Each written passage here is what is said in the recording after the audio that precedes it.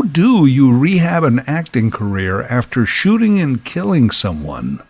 You sign up for a reality TV show. I'm Larry Fedoruk, and this is Later That Same Life. Each week on my podcast, a different topic, discussion, or story from our lives. Season 13, Chapter 6. Alec Baldwin. Reality TV.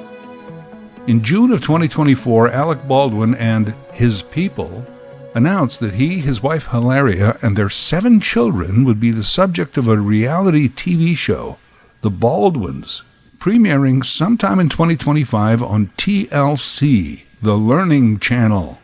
TLC is owned by Discovery Channel, formerly known as Warner Brothers Discovery.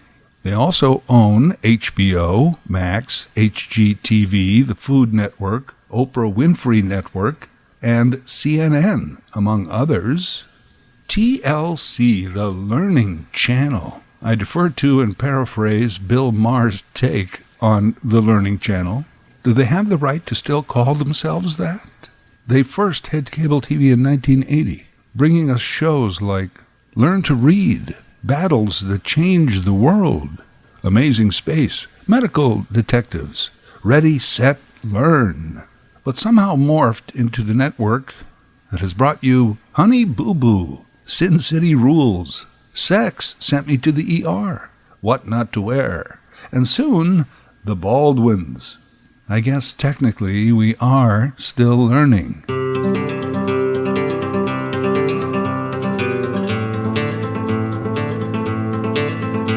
Alec Baldwin, at one time our beloved Alec Baldwin, star and producer of the movie western Rust, filming outside of Santa Fe, New Mexico in the fall of 2021. October 21st of that year, Baldwin is rehearsing a scene involving an Old West handgun, a Colt 45. It contained a live round. Cinematographer Helena Hutchins, 42, was fatally shot. The bullet went through her and injured director Joel Souza.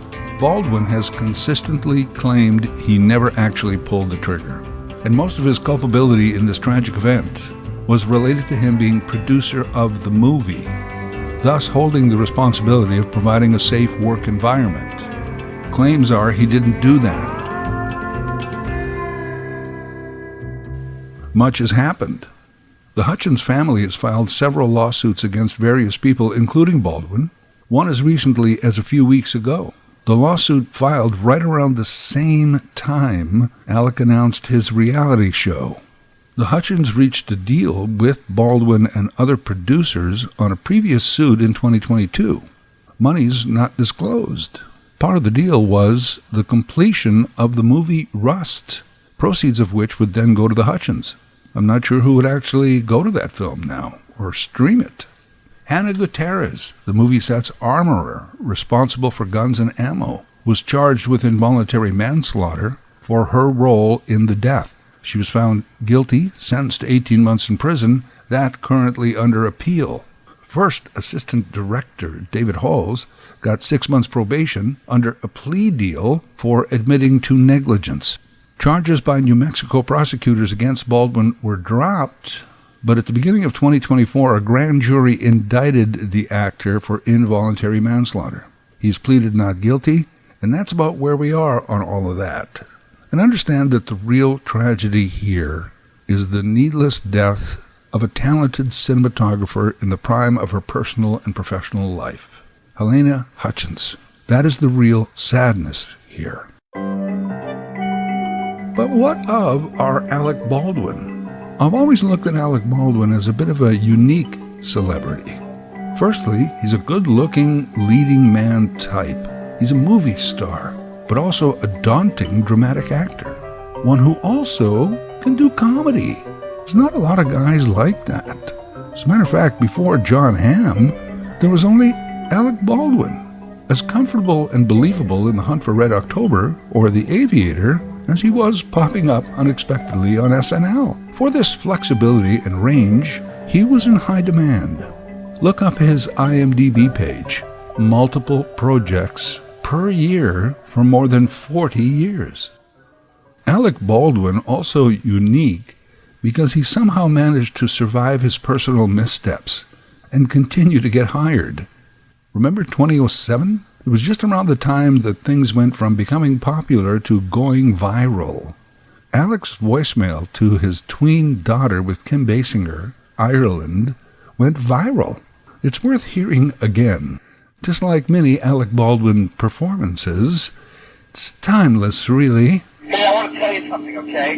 And I want to leave a message for you right now, because again, it's 10:30 here in New York on a Wednesday, and once again, I've made an ass of myself trying to get to a phone to call you at a specific time. When the time comes for me to make the phone call, I stop whatever I'm doing, and you don't even have that goddamn phone turned on. I want you to know something, okay? I'm tired of playing this game with you. You have insulted me for the last time. You don't have the brains or the decency as a human being. I don't give a damn that you're 12 years old or 11 years old, or that you're a child, or that your mother is a thoughtless pain in the ass who doesn't care about what you do as far as I'm concerned. You have humiliated me for the last time with this phone. And when I come out there next week, I'm going to fly out there for the day just to straighten you out on this issue. You've made me feel like shit, and you've made me feel like a fool over and over and over again. So you better be ready Friday, the 20th, to meet with me. So I'm going to let you know just how I feel about what a rude little pig you really are. You are a rude, thoughtless little pig, okay? To replay this message. Classic. And that is a slightly abridged version. Years later, Ireland on stage in a roast of her father. I'm here tonight for something very important. I'm here to roast this big old ham I call my father. Some of you may remember me as that thoughtless little pig you read about. That was a decade ago, and my dad and I are in a much better place now. He would never say something like that, because I'm 6'2", and I would kick his ass. His career didn't miss a step. Check the other headlines. Alec Baldwin pins paparazzi against car. Alec Baldwin slaps woman's phone out of her hand. Alec Baldwin's alleged parking dispute punch. What a hothead. Is he a bully? Should we be supporting his career? But he sure is good, though, on 30 Rock, huh? The Boss Baby, Mission Impossible, A Star is Born. Well, he's everywhere. Unstoppable. Well, until you shoot and kill someone, no matter how accidental it may have been. Sound of a gunshot, followed by the sound of a career coming to a screeching halt. I remember first really noticing Alec Baldwin, I think many of us did, in the TV series Knots Landing, a spin-off of the giant hit Dallas. Baldwin played a crazed preacher. You noticed him. The talent, the hair, the guy's good. His breakout movie was just a few years later, Beetlejuice. Showed us his range. Notice he's not in the Beetlejuice sequel, coming out this fall. I don't know this, but you have to wonder if some executive or financier was just not comfortable in casting an actor under suspicion of manslaughter, involuntary or otherwise.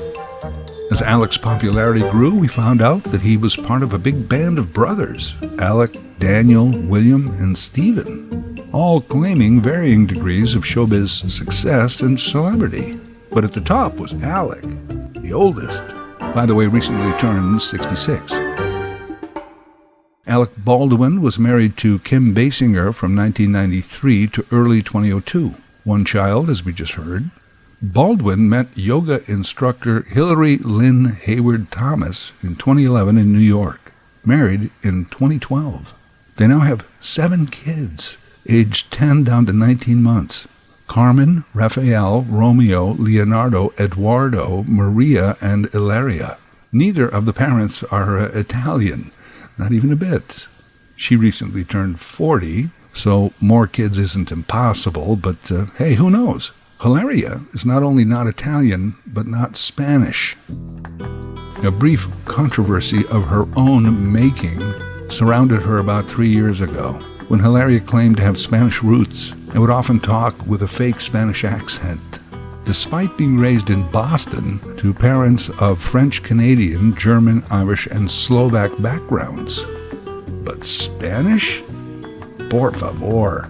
She responded with a lengthy Instagram post saying that her heredity was fluid. And that's really the TikTok of any Baldwin controversies.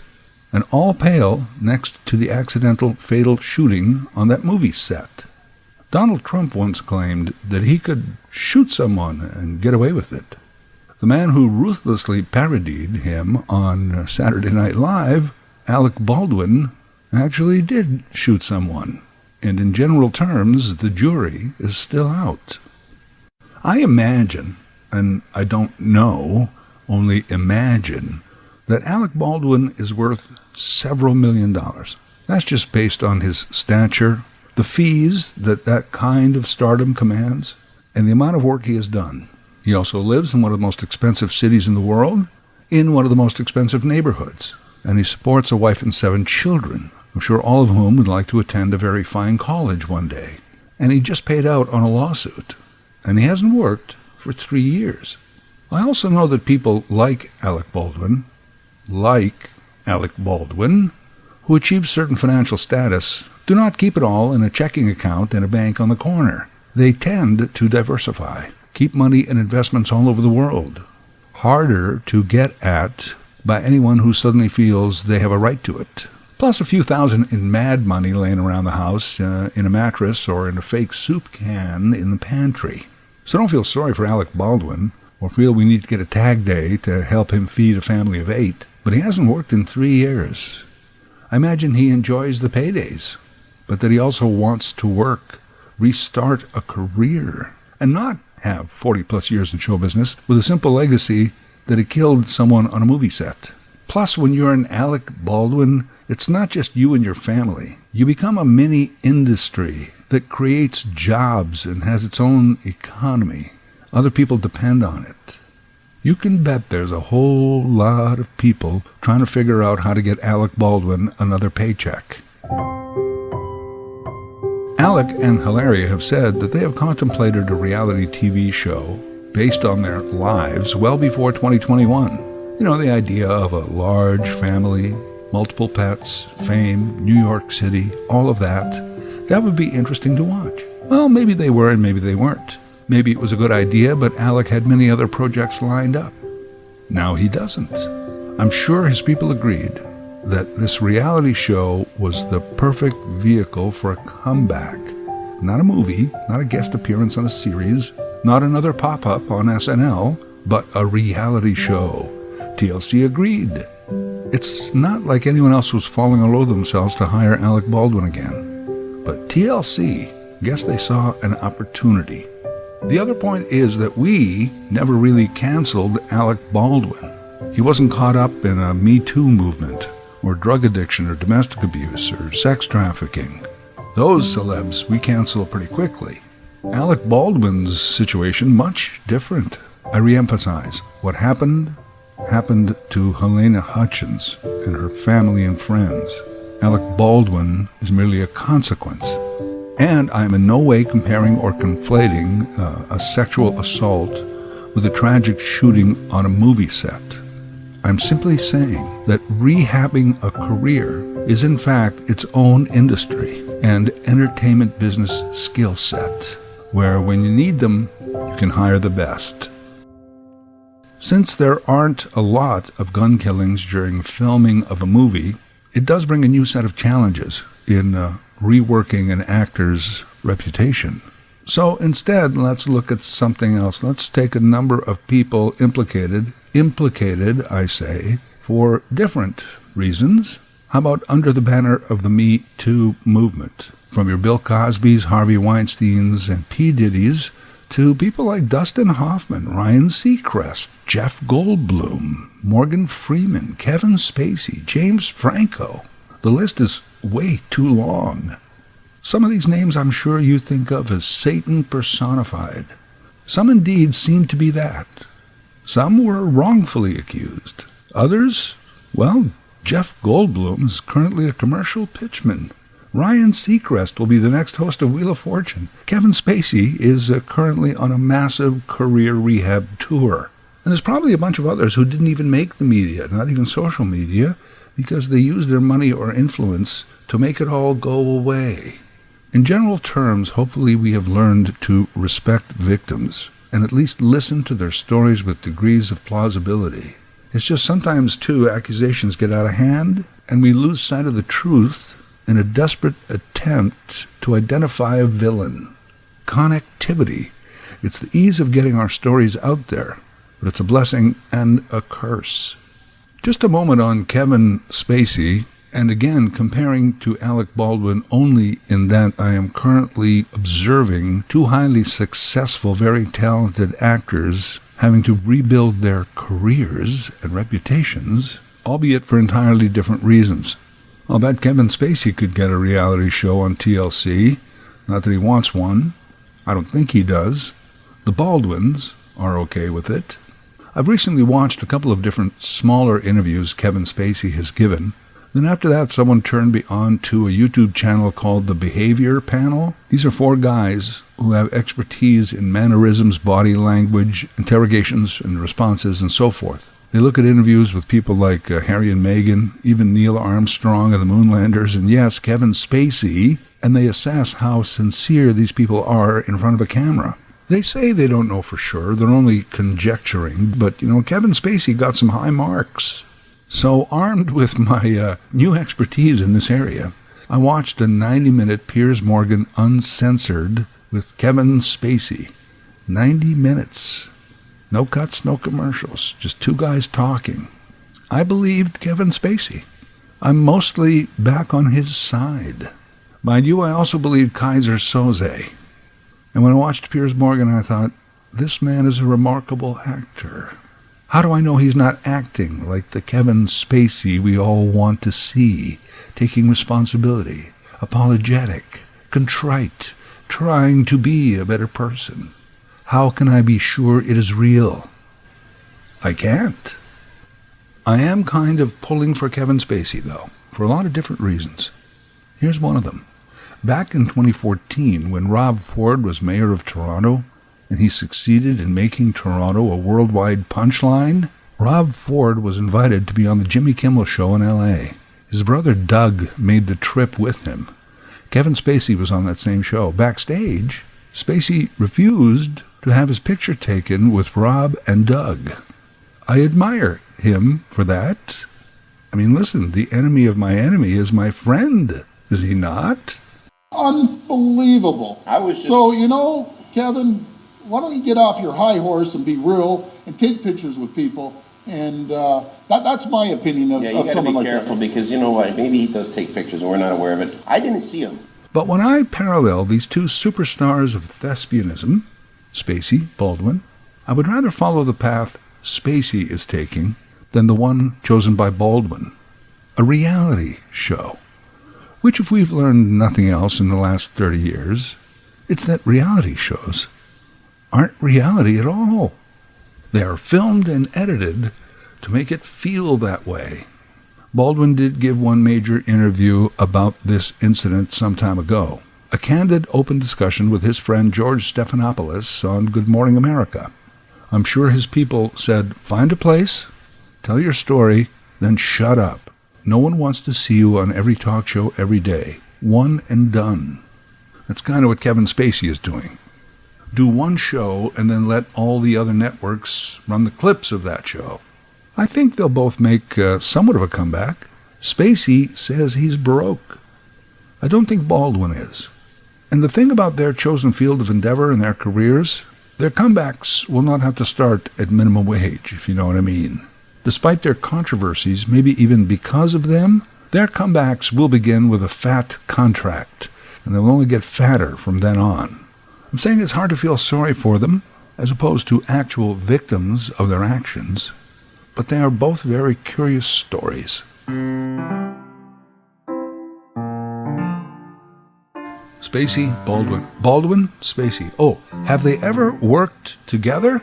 1992. Glengarry Glen Ross. Coffee is for closers. The usual suspects, well, that was Spacey, but it was another Baldwin, Stephen. Glengarry Glen Ross, Spacey Baldwin, Baldwin Spacey. Will either or both get back to the top? Or will they have to settle for second prize, a set of steak knives?